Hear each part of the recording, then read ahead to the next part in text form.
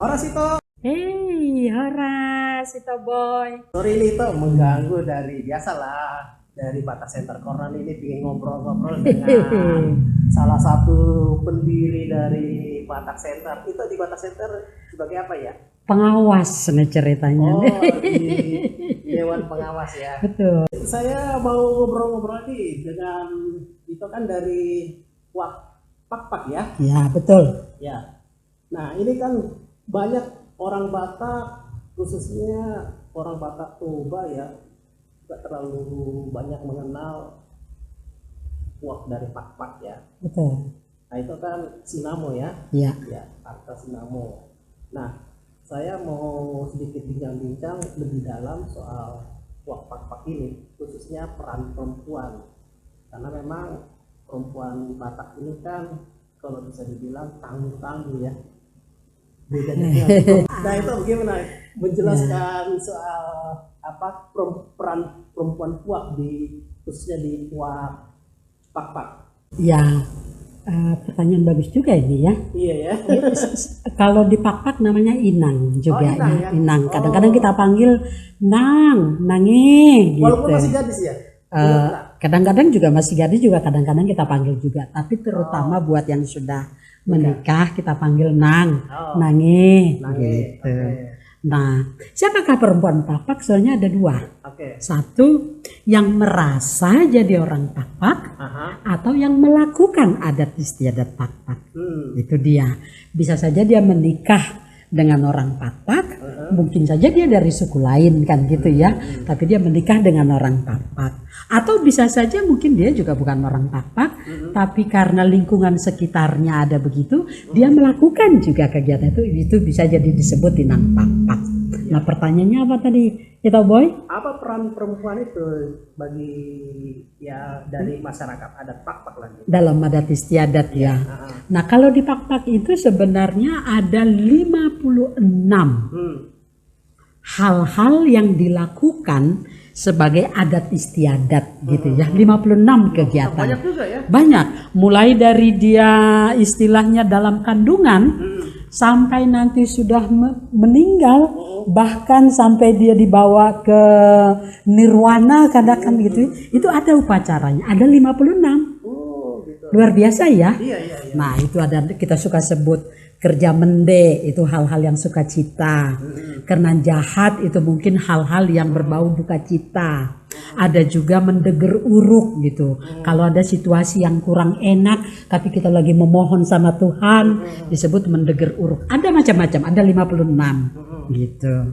Nah, pertanyaan itu boy tadi, apa peranan Inang Papak dalam 56 itu tadi? Nah, saya memperhatikan dalam semua kegiatan yang 56 macam itu, mau itu sukacita seperti anak lahir gitu ya, mau itu duka cita, orang meninggal atau sakit, itu ya, itu ada dua hal yang selalu diperlukan. Yang ini menurut saya peran perempuan. Satu adalah doa. Jadi artinya niat kita untuk melakukan itu harus ada doanya dulu. Nah, karena budaya Pak itu sangat banyak dipengaruhi Hindu. Sangat. Dari abad 11 sebenarnya Pak itu kan dari daerah Barus itu mereka tumbuh di sana. Cuman karena tanah Pak itu subur, akhirnya mereka jadi merasa nyaman di situ. Nah, dalam proses adat istiadatnya itu pengaruh Hindu sangat kuat. Sangat kuat. Kita punya contohnya namanya nyepi. Ada ya. Ada nyepi kita. Ada kegiatan yang berdoa khusus gitu. Itu tuh banyak sekali. Pengaruh Hindunya banyak gitu loh. Ya, jadi artinya pengaruh doa itu ternyata sangat banyak di budaya Pak. Itu satu. Yang kedua menurut saya peran perempuan Pak adalah menyiapkan ornamen-ornamennya. Nah, Pak itu maaf, kita nggak punya ulos. Kita bukan partonun. Nah, jadi kalau kita lihat itu ada banyak haliu namanya, ada banyak ornamen-ornamen. Lain kali mungkin nanti kita bisa cerita ya tentang adat Pak.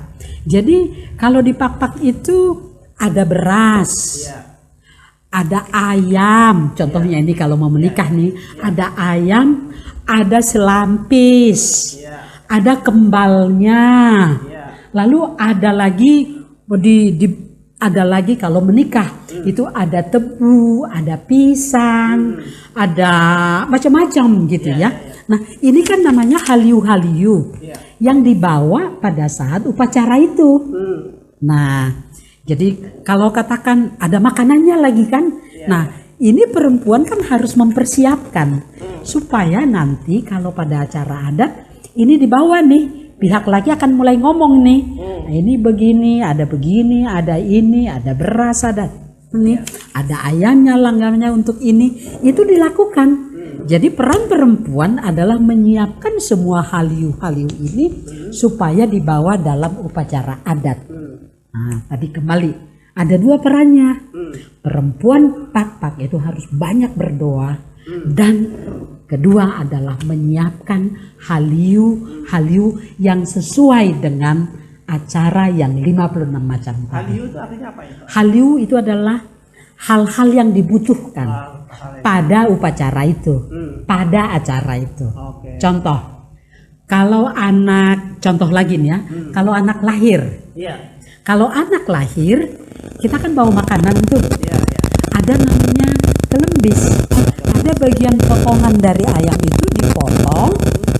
Begitu dia dipotong, nanti pada waktu bayinya sudah kita kuncungin, nanti puhunnya atau tulangnya datang gitu ya. Kelembis, anak sehat kok, anak baik, anak ini, anak itu. Nah, berarti kan si ibu perempuan kan harus masak ini. Iya, iya. Harus masak, harus disiapkan. Jangan lupa ada kelembisnya harus dibawa. Dan nanti kelembis ini itu yang seperti ditaruh seperti adat. Kelembis itu bagian dari ini ya. Mungkin supaya bisa terbang, supaya menjadi anak yang baik, supaya bisa melihat dunia gitu. Itulah di acara itu dibuat begitu. Dan benar, begitu sudah itu tuh nanti dimakan sama ibunya. Kelembis itu karena ibunya lah yang menyusui. Dan kita kasih makan khusus ibu terutama ya. Makanlah ini bro, biar kau sehat, membesarkan anak ini. Begitu dia modelnya. Nah, kalau sekarang ini kan itu sudah era canggih ya, sudah digital dan lain sebagainya. Dunia sekarang kan sudah berubah, sangat drastis sekali perubahannya. Iya. Apakah yang tadi itu sampaikan itu tadi 56 adat ya, acara adat yang ada di budaya Pak itu apakah terpengaruh juga dengan Oh pasti terpengaruh. Oke. Dan saya memang agak sedih ya. Banyak sekali orang Pak tidak tahu. Wow, gitu ya. Yang 56 itu. Paling yang dia tahu adalah waktu ibunya lahir itu dikasih kelembis gitu ya. Itu dia lihat. Atau kalau mau nikah gitu ya. Tapi kalau dia udah nikah sama suku lain, nah orang Pak itu sedihnya kadang-kadang dia terlalu toleran. Terlalu toleran sehingga kadang-kadang perempuannya berupak-pak yang nikah sama marga lain, yang ada adalah bukan adatnya yang diangkat, malah adat orang lain gitu. Menurut saya mestinya ini kan sama berharganya ini budaya ini. Mestinya ya ini dilakukan, ini juga dilakukan gitu. Nggak boleh menganggap bahwa yang lain lebih penting daripada itu.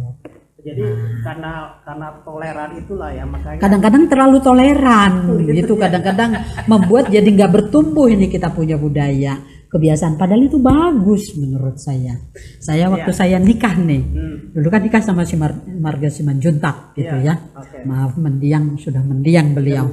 Nah waktu orang mama datang dengan budayanya, dia bawa tebu, dia bawa pisang yang besar, dia bawa macam-macam haliunya, merkembang. Nanti lah kapan-kapan kita bicara gitu ya. Boleh. Bagus sekali. Sampai mertuaku bilang, wih, cantik sekali ya adat Pak ya.